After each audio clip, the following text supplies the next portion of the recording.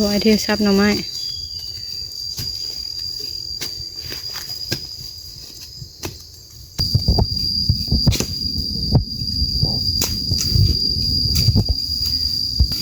มาโอ้ยสังไฟอยู่กลางป่ากำลังขึ้นงามเลยยุ่งหลายเอาเลิกจำได้เอาเลิกเลยแหละโอ้บอกตัวอ่อนตัวน่ะว้าวเงี้ยเงาเลยเสียมกระบอกข้าวโดยกาบสบายดีพี่น้องเมื่อนี้เขาป่ามาหาหน่อไม้ก็พอไอเที่ยวพี่น้องเลยหลังจากมาแต่วัดป่ากับบ่าวพามีพอดีเขามาหาหน่อไม้สังไพ่หน่อไม้ไฟบ้านเที่ยวน่ายนี่แหละพี่น้องบ่ได้ออกไปทางนอกหาหน่อไม้ไล่น้องเขาน้องไผ่น้องบ่ทันได้ไปพี่น้องมื้อนี้เขามาหาตัวใกล้นี่ก่อนไปพี่น้องไปหาหน่อไม้นำกันย่างเขามาหาในป่าเลยหอดก่อนหน่อไม้เลยเปิดภาพมาบัดนี้ต่อไอเที่ยวสิเอาหน่อไม้ชุดเบิ่งดูมีบ่ต่อไอเที่ยวซับหน่อไม้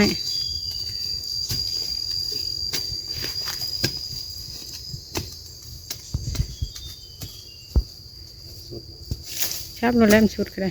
เพราะมันยาวเลยเยี่ยมแห้งบอยากขาวยับขึ้นอีกก็ได้ได้นอนหนึ่งเลยในกระตากฮะก็ได้อันเดียวมีอีกวะฮะคุดเบิ่งดู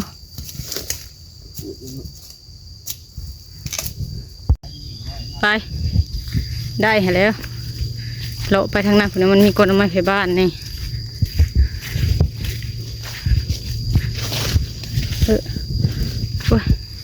มีบอกก่อนนี่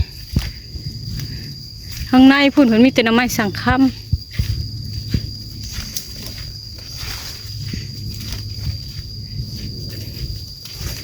บอกโป่ง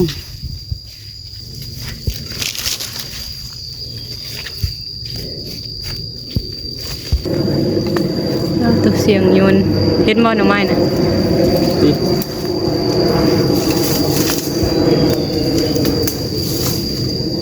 จะห้อยเขาคุดจนห้อยเขาคุดเอา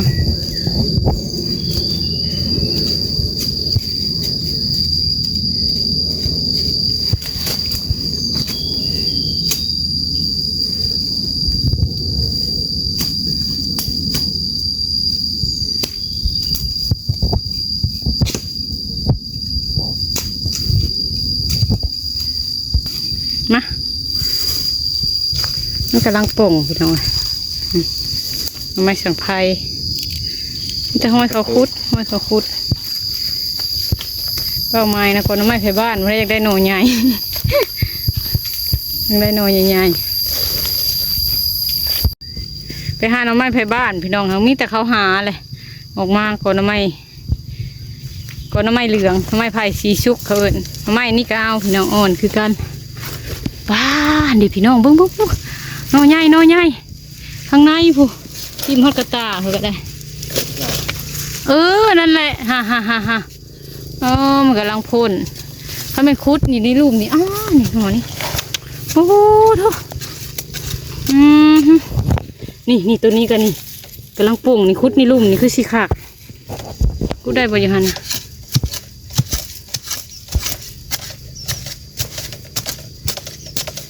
เอาเลิกจำได้เอาเลิกเลยแหละคุดคือคุดโนนี่คุดกว้างในเพื่อซับแล้วเถอะมันมีอีกอย่างในลุมโอ้ยคุดว่าต้องหูไปซับครึ่งซับบ่ถึกอันนั้นก็หมุนละโอ้ไผ่สีชุกก้าวดอกพี่น้องเอ้ยแซ่บคือกันคือหน่อไม้โบงเนาะคือหน่อไม้โบงมาค่อยสิคุดลองเบิ่งไหมชุดแล้วคุดเบิ่งแล้วกันตรงนี้นะตัวผง บนเสร็จเลยงอมมีผมก็ได้มีแบบเป็น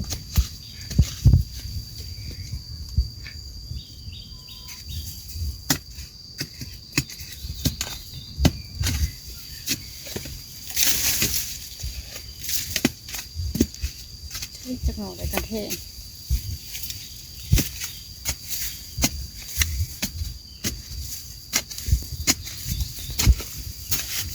กดเลิก พูดเผ็ดๆเป็นอยู่เทลุมเป็นแล้วหมดนี้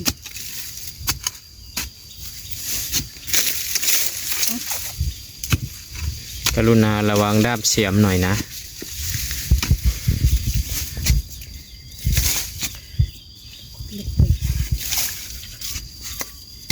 มีโตกับ ลายบ่ จะมากำลังปรุงแล้วไม่ไผ่ซีซุกพี่น้องนี่ห่างถึงดินกระสันตามใจเพิ่นบุกเบิกมันก่อนไม่ห่างไม่เก่าแต่สีเอาคือกันพี่น้องเพราะว่าเอาเมื่อเห็ดน้ำไม้ส้มก็ได้น้ำไม้นี่หรือว่าไปต้มไปแกงก็ได้ แต่สีมันสีแดงถ้าเขาต้มน้ำบดโผดแห้งเอาแบบน้ำโผดแห้งๆถ้าอยากให้มันอ่อนอยากมันแข็งก็จักแล้วขั้นเกลือขั้นแล้วก็อ่อนผักกว่าเวลาไปต้มมันนุ่มเอาคือกันพี่น้องหน่อไม้แถวนี้มีแต่หน่อไม้ชีชุก1 2 3โอ้ยพอมีเนอะบ่มาคุดไม่จนยาวเลย บอกตัวอ่อนนะตัวนั้นบ่เอาอันนั้นแหละแก่แล้ว แก่แล้วนี่มีบ่ทางในน่ะ ข้างในก็มี อยู่ใน ทางนั้นดู พวกอยู่ในมันขึ้นเหี่ยวเลย มีบ่ไปยางมาพี่ไปยางมาไปมาพี่มาใส่ไข่ก็เป็นยาวเขาบ่มีเอาตรงนี้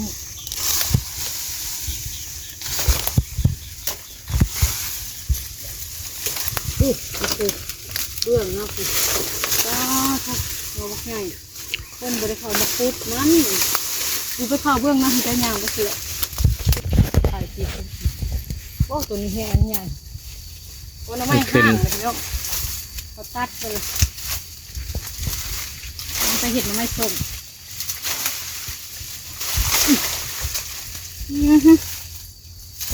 ฮักเอาบ่อนมันนอนนะ ฮักปัวเราเลย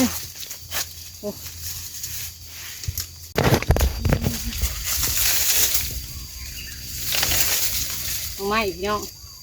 หักบริคุดแบบนี้ เอาหยอดมัน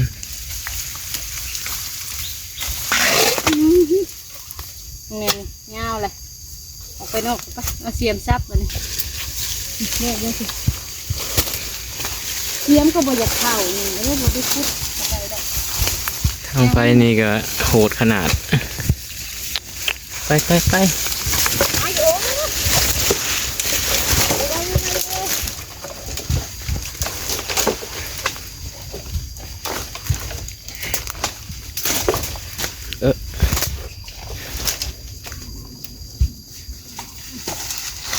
นี่มาใส่สีสุกเอากัน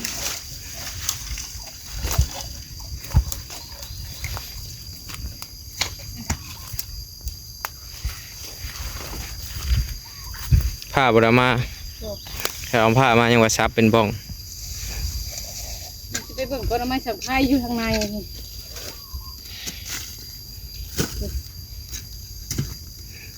ยังไม่สับ มา ไข่ ฝนตกได้นี่ ไม่สับมาก่อนเบิ่งก็น้ำไม่สับไข่เที่ยวในก่อนโอ้ยเสียมกระบอกข้าว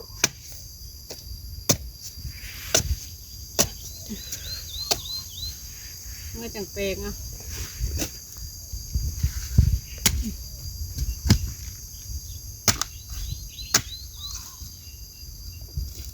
มันจะถือมีดถือผ้า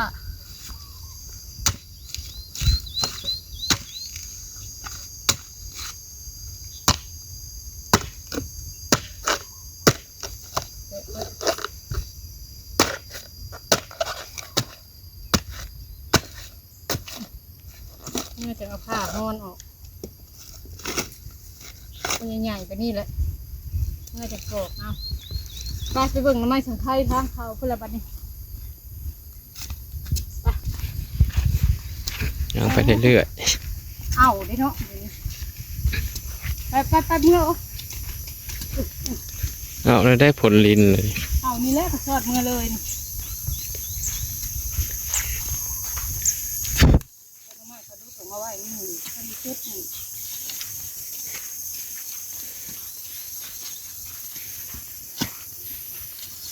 จะวิ่งนกให้เลยทอดเลือดเป็นน้ำไม้นี่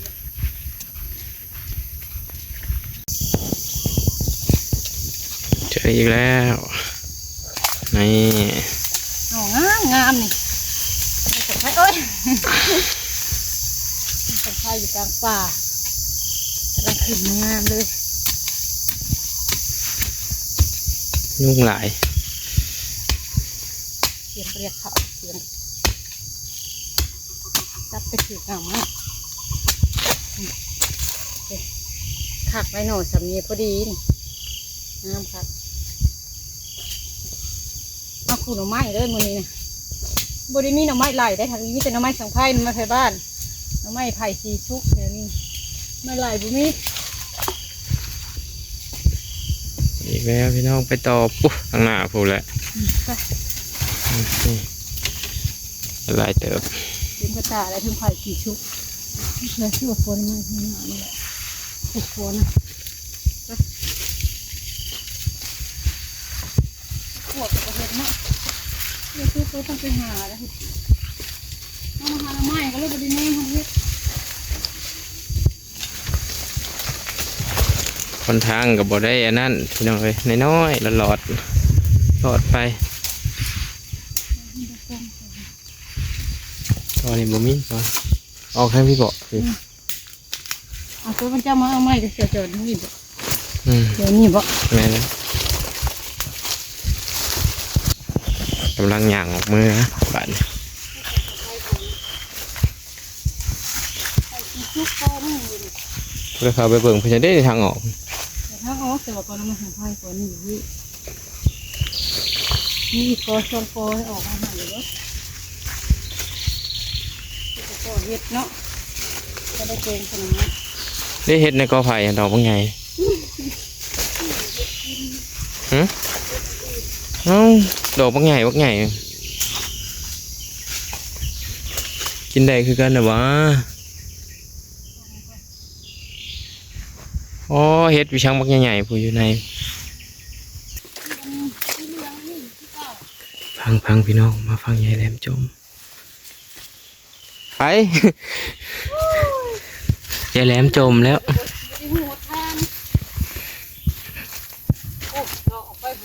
สื่อสารกันผิดพลาดทีนี้ ว้าวอยู่หอดทางออกแล้วหอดทางออกแล้วยังไปเต็ก ยุ่งหลายไหม ทำไมของใครน้อยนี่อยู่ด้านก่อนทำไมพาเบื่อนะไป ฝนก็สิตกโอ้มืดแท้ ยกออกเลยได้พี่น้องไปก่อนนะลายเติบเลี้ยงกระตาค่ะเพราะว่ามีดว้าปวกเลยปวกทั้งหน่อไม้ไผ่บ้านทั้งหน่อไม้สังไผ่ทั้งหน่อไม้ไผ่สีชุกเพราะว่ามีดสังไผ่ทั้งลุ่มหน่อไม้ยังก็เอาพี่น้องไปเมื่อจะไม่ส่งไว้หรือว่าไว้ต้มไว้กินต้มใส่ตู้ไว้ก่อนพอยามกินก็เอามากินพี่น้องไว้กินกับป่นกับแก้วบาคาดทุกคนถ้ามีกินปลาทูใช่พี่น้องคาดต่อไปก็เปลี่ยนกินแนวใหม่ไปเมื่อวันนี้แจ้งหน้าที่เลยค่ะ 1 นาทีไป เด่นคุกกัน นอนนาย นอนง่ายมืออาให้เขามาหาให้มือนั่นเรามาเห็นอยู่นี่คุกนี่เดี๋ยวออกเมื่อก่อนพี่น้องไอ้เชียงรายกับขอบคุณพี่น้องทุกท่านเด้อที่มาให้กำลังใจสำหรับคลิปนี้พี่น้ำไม้ก็พอไอเที่ยวพี่น้องเลยน้ำไม้ร่วมมิดพี่น้องเพราะว่าเที่ยวคุ้มนี้มันมีแต่น้ำไม้อันนี้แหละพี่น้องละลายมันคืออยู่ทั้งนอกเตาถ่านมีน้ำไม้ไผ่น้ำไม้ไหล ไปพี่น้องเอาเมื่อก่อนบัดนี้สบายดีเด้อพี่น้องเด้อ สบายดี